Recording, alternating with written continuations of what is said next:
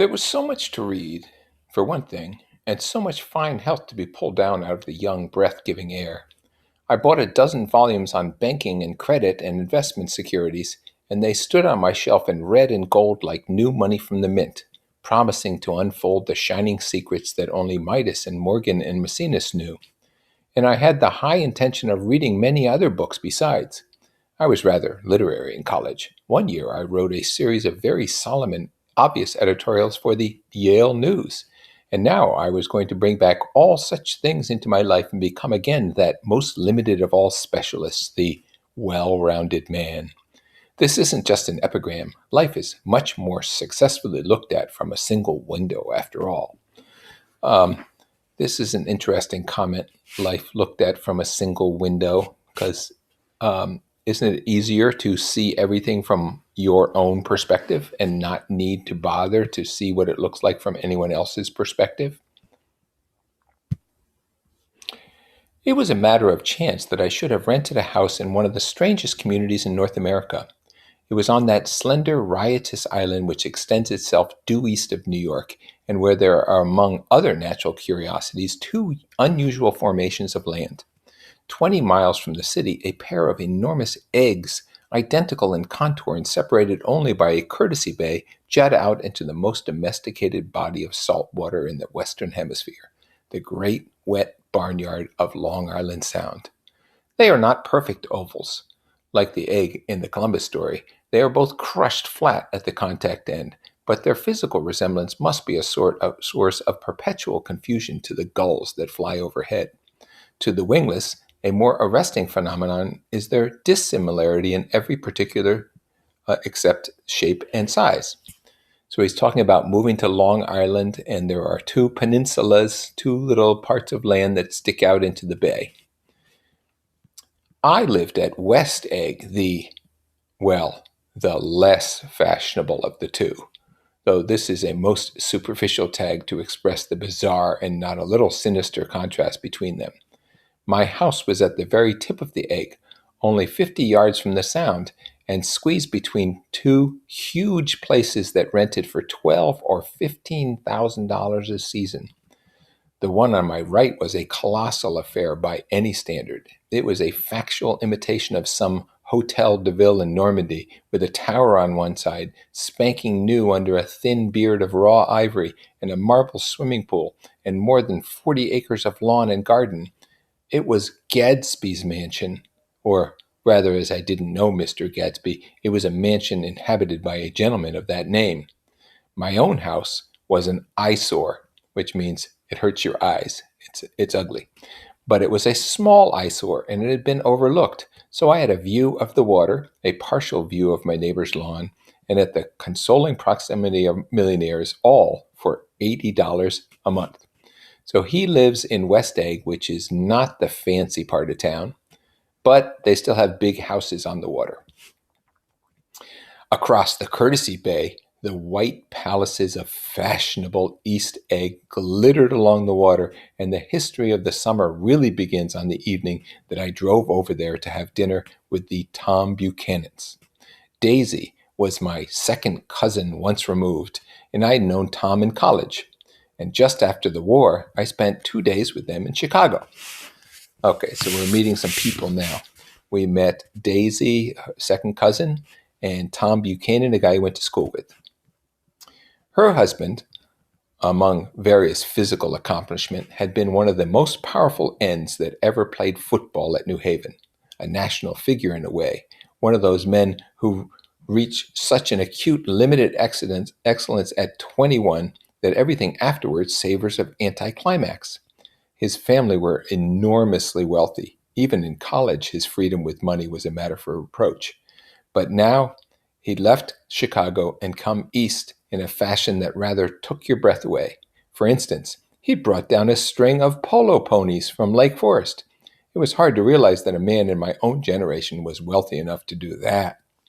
So apparently this guy he went to school with is so wealthy he can bring his horses with him when he moves to Long Island. Why they came east, I don't know. They had spent a year in France for no particular reason, and then drifted here and there unrestfully wherever people played polo and were rich together. "This was a permanent move," said Daisy over the telephone, but I didn't believe it.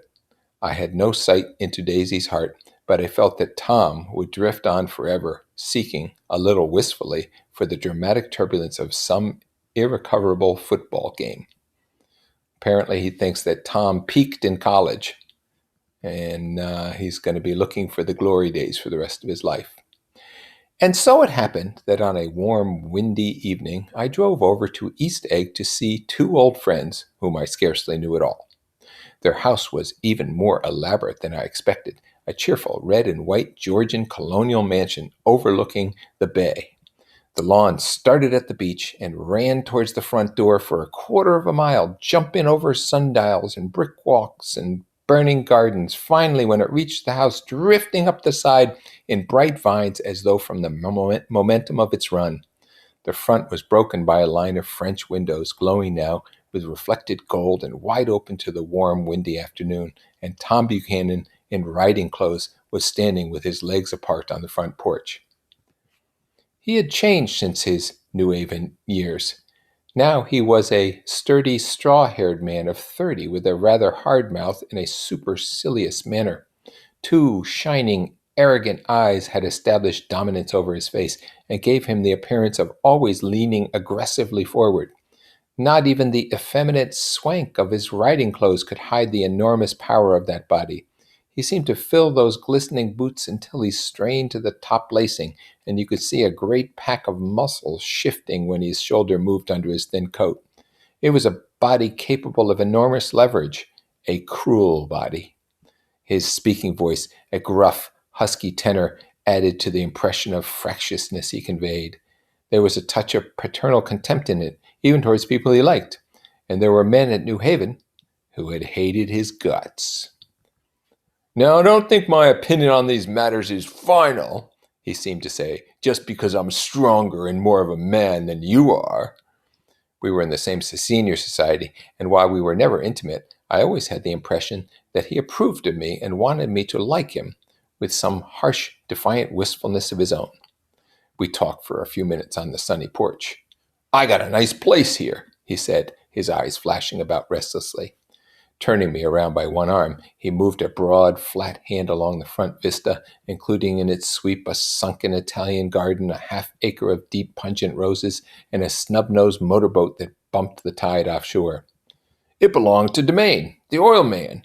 He turned me around again, politely and abruptly. "We'll go inside." We walked through a high hallway into a bright, rosy-colored space, fragilely bound into the house by French windows at the either end.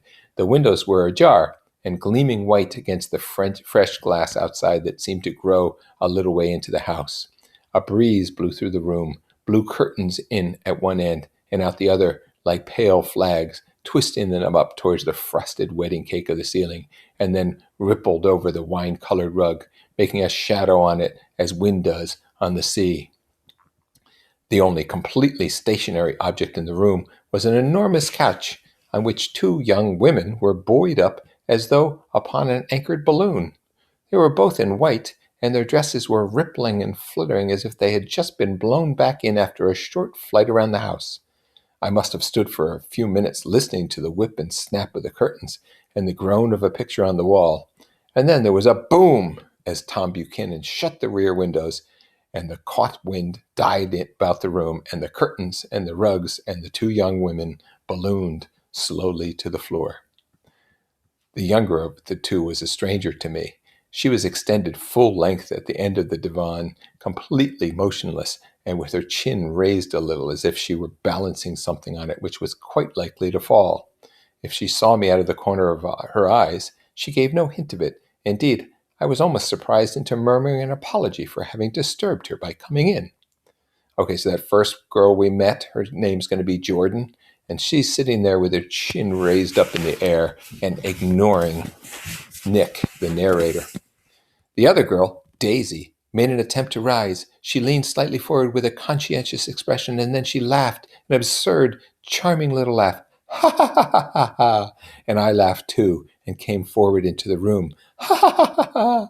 I'm paralyzed with happiness!" She laughed again, as if she said something very witty, and held my hand for a moment, looking up into my face, promising that there was no one in the world she so much wanted to see.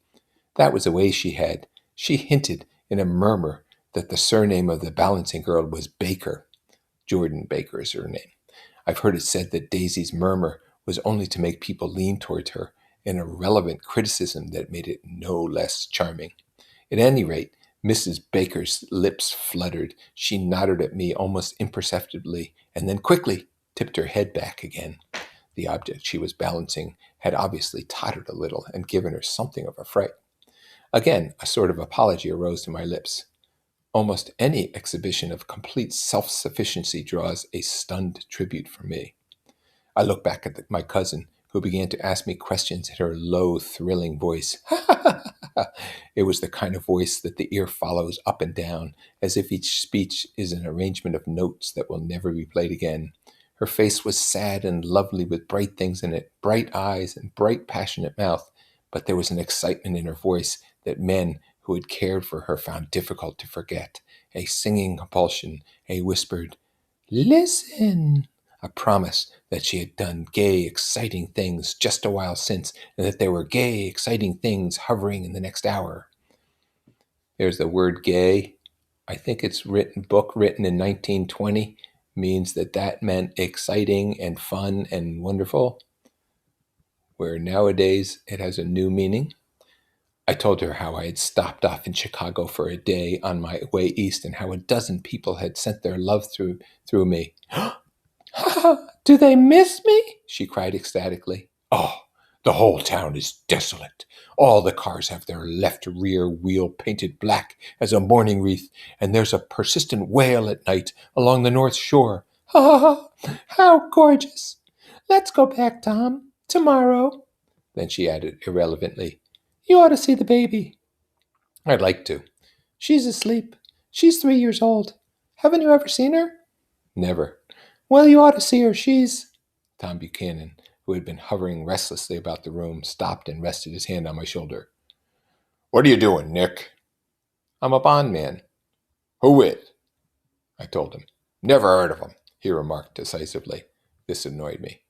"You will," I answered shortly. "You will if you stay in the East." "Oh, I'll stay in the East, don't you worry," he said, glancing at Daisy and then back at me, as if he were alert for something more. "I'd be a goddamn fool to live anywhere else." At this point, Miss Baker said, "Absolutely," with such suddenness that I started. It was the first word she uttered since I came into the room. Evidently, it surprised her as much as it did me, for she yawned, and with a series of rapid, deft movements, she stood up into the room. "I'm stiff," she complained. "I've been lying on that sofa for as long as I can remember." "Don't look at me," Daisy retorted. "I've been trying to get you into New York all afternoon." "No, thanks," said Miss Baker to the 4 cocktails just in from the pantry. "I'm absolutely in training." Her host looked at her incredulously. "You are?"